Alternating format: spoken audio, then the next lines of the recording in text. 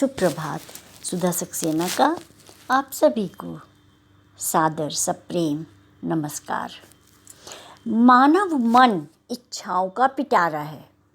एक इच्छा की पूर्ति करो तो दूसरी पैदा हो जाती है, दूसरी की पूर्ति करो तो तीसरी हो जाती है, और इस प्रकार से आजीवन ये क्रम चलता रहता है। कभी भी हमारी इच्छाएं तृप्त नहीं हो पाती और इसी को हम मृग तृष्णा कहते हैं। आइए इसी पर हम थोड़ी आज चर्चा करते हैं। मृग तृष्णा किसे कहते हैं समझिएगा। ग्रीष्म की भीषण तपन में वायु की लहरें जब अधिक घनत्व के कारण धरती के समानांतर बहने लगती हैं तो दूर से देखने वालों को जल होने का भ्रम उत्पन्न कराती हैं। इसी भ्रम में प्यासा हिरन प्यास बुझाने की इच्छा से उसकी ओर भागता हुआ प्यास को और अधिक बढ़ा लेता है, परंतु प्यास नहीं बुझती क्योंकि वहाँ जल है ही नहीं है। अंततः हाँफते हुए वह प्राण त्याग देता है। इसी को मृग तृष्णा कहते हैं। भारतीय दर्शन में जीव की सांसारिक इच्छाओं को मृग तृष्णा के समान बताया गया है, जो कभी पूर्ण नहीं होती।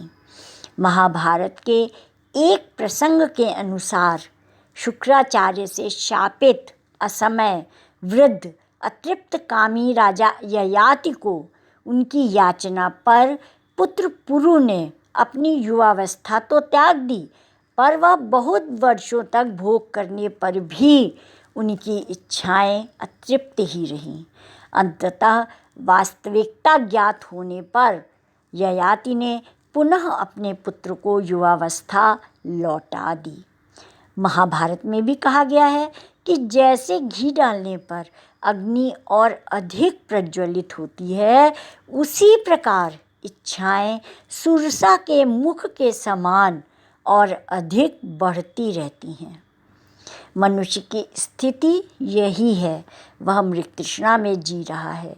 इच्छा पूर्ति में वह इच्छाओं को बढ़ाता चला जाता है, परंतु वो इच्छाएं कभी शांत नहीं होती और इसी प्रवृत्ति के कारण उसे जीवन में कभी शांति नहीं मिलती और उस हताश निराश मृग के समान इस धरती से विदा हो जाता है। यदि हम गौर करें तो आज समाज में सर्वत्र अशांति का कारण मानव की यही अतृप्त कामनाएं हैं। वो सुख सुविधा के लिए इस भौतिक संसार में इतना अधिक लिप्त हो गया है, या अपनी आशाएं मानव ने इतनी अधिक बढ़ा ली हैं कि उसने प्रकृति पर भी ध्यान देना छोड़ दिया, और जब प्रकृति का दोहन करने लगा अपनी इच्छाओं की तृप्ति के लिए, तो प्रकृति भला कहाँ रह सकती है।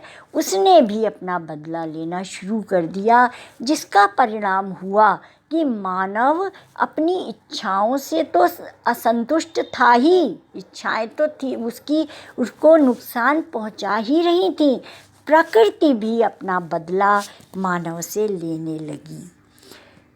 यही जो अतृप्त कामनाएं हैं, यही भ्रष्टाचार की जन्मदात्री भी हैं।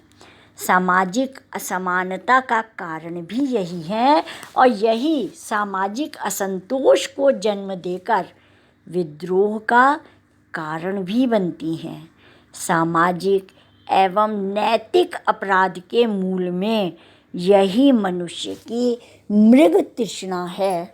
जब मनुष्य की कामनाएं पूर्ण नहीं होती तो वो अनेक गलत और सही तरीकों से अपनी कामनाओं की पूर्ति का प्रयत्न करता है, और जब वह गलत ढंग से उसको करता है तो वह कभी भी सफल नहीं होता, और निरंतर असफल होने से उसकी और गलत भावनाएं, गलत इच्छाएं पैदा होती जाती हैं, और इस तरह से वह चक्रव्यूह में फंसता जाता है। इच्छाओं के चक्रव्यूह में वह फंसता जाता है, और यही मानव के लिए मृग तृष्णा है। भारत भूमि त्याग भूमि है। यहाँ यदि महर्षि दधीचि ने लोक हित में अपनी अस्थियां भी दान कर दी, तो महात्मा गांधी जैसे महापुरुषों ने नदी में स्नान करती निर्धन महिला को देख वस्त्र त्याग करके मात्र कौपीन धारण कर ली।